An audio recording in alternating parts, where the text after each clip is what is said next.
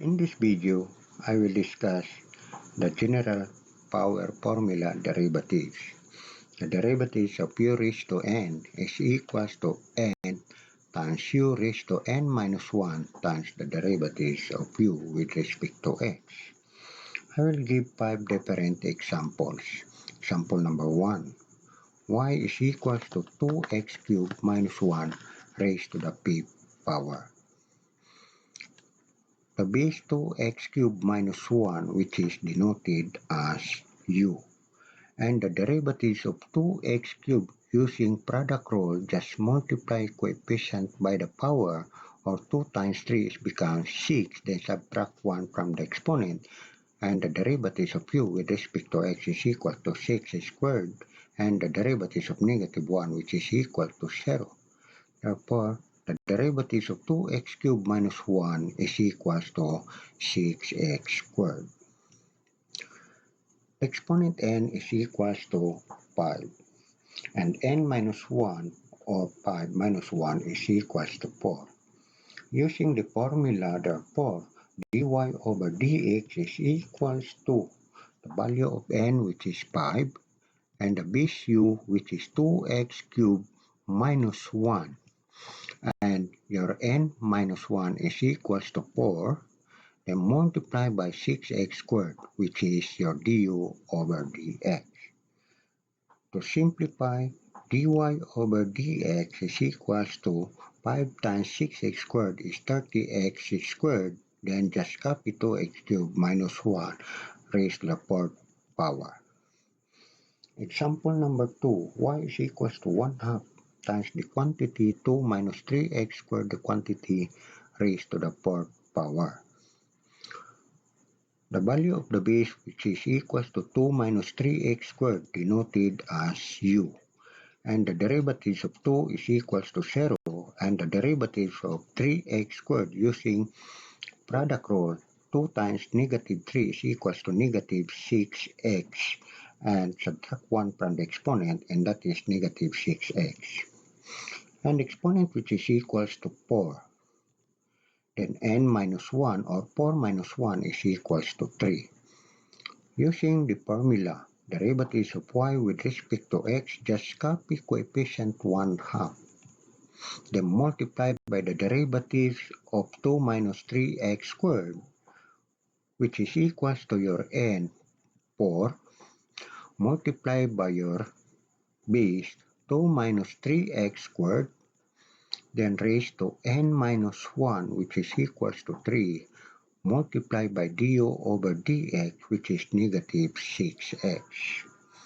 Negative 6x times 4 divided by 2 is equals to negative 12x, then times 2 minus 3x squared raised to the third power. Example number 3, y is equals to 2 all over 3x 4 plus 2 raised to the third power. First, we're going to transform this one into a non-fraction and becomes y is equals to 2 times 3x raised to the fourth power plus 2 raised to negative 3.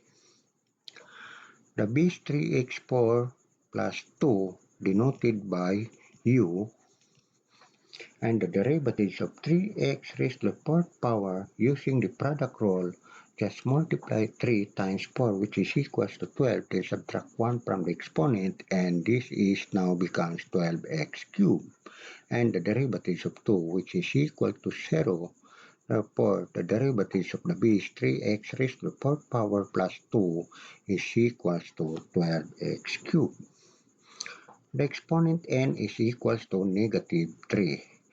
N minus 1 or negative 3 minus 1 is equals to negative 4. Therefore, the derivatives of y with respect to x, just copy the coefficient 2.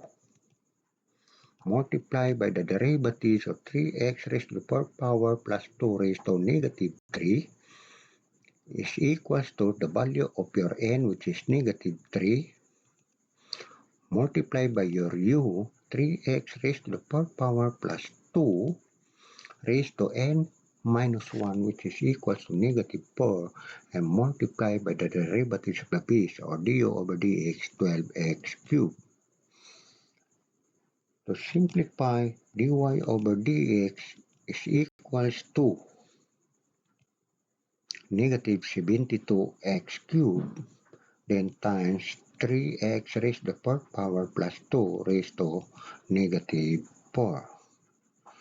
In order to make negative 4 into positive, therefore dy over dx is equals to negative 72x cubed all over 3x raised to the fourth power plus 2 raised to the fourth power. Example number 4.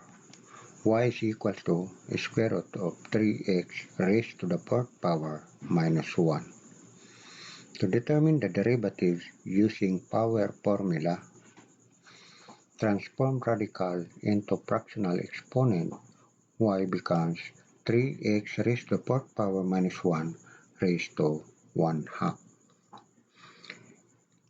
The base 3x raised to the fourth power minus 1 denoted as u, and the derivatives of 3x raised to the fourth power using the product rule, just multiply the coefficient 3 by the exponent 4, and that is becomes 12x, then subtract 1 from the exponent, and this is becomes 12x cubed, and the derivatives of negative 1, which is equals to 0. The exponent n is equals to 1 half. N minus 1 is equals to 1 half minus 1 is equals to negative 1 half. Using the formula, therefore, the derivatives of y with respect to x is equals to n, which is equals to 1 half, multiplied by the base u, 3x raised to the fourth power minus 1, raised to n minus 1, which is equals to negative 1 half, and multiplied by the derivatives of u with respect to x, or that is equals to 12x cubed. To simplify, dy over dx is equals to 1 half times 12x cubed, that is becomes 6x cubed, then multiply by 3x raised to the fourth power minus 1 raised to negative 1 half. Transform negative exponent into positive. Dy over dx is equals to 6x cubed all over 3x raised to the fourth power minus 1 raised to 1 half. Transform fractional exponent into radicals.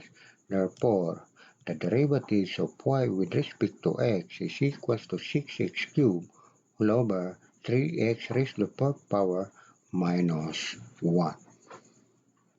Example number 5. Y is equals to the cube root of 2x cubed minus 5. Transform radical into fractional exponent. Therefore, y is equals to 2x cubed minus 5 raised to 1/3.